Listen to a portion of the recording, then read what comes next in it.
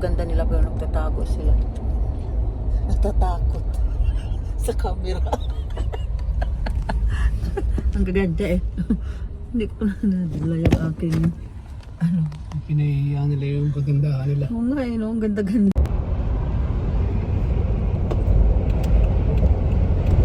Kaya maano siya eh.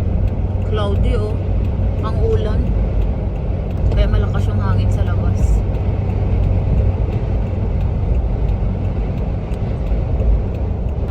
Diba nung pumunta ka sa West Edmonton Mall, kumain ka?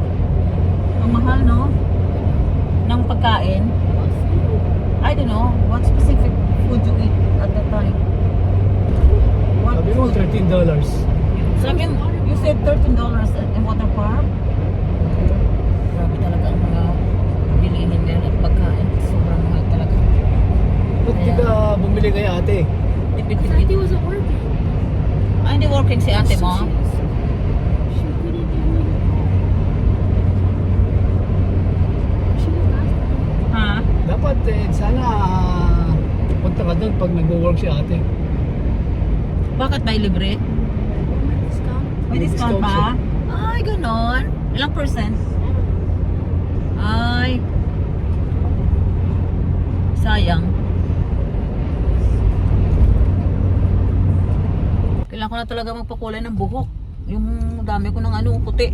O di magpakulay ka. Meron ako doon eh. Kulayan mo ako mamaya yan ah. Saan niya magkulay sa akin? Ano ba available mo? Mamayang gabi. Sandali lang naman yun. Ay, si ate. Si ate magkulay ng buhok mamaya.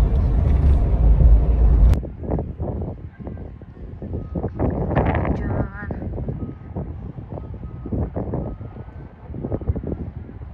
Magam ako.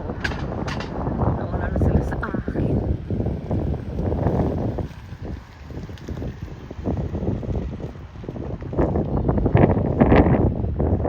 Dumating na yung aming order at saka yung order ko ay liver and onions and saka baby Abby's chicken fingers. Yan, at saka yung chicken wings. Katatapos na namin mag-church, nagsimba kami. Tapos dumiretso na kami sa River Cree. Kumain kami ng lunch namin. Kasama ko si Pangga, si Baby Abby, and si Ate Yan.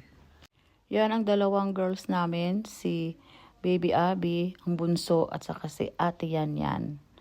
Si Kuya namin wala dito kasi may work si Kuya. Kaya hindi siya nakasama sa amin.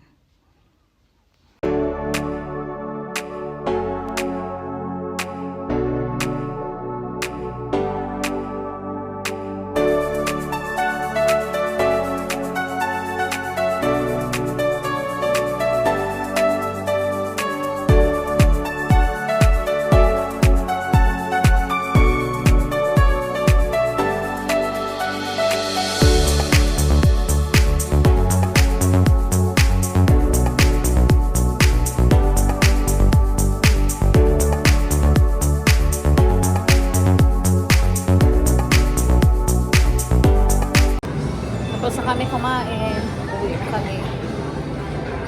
Pero isa dyan, ayaw magharap sa camera. Yung aking 14-year-old. Ayan, kailangan na namin ang tangkat.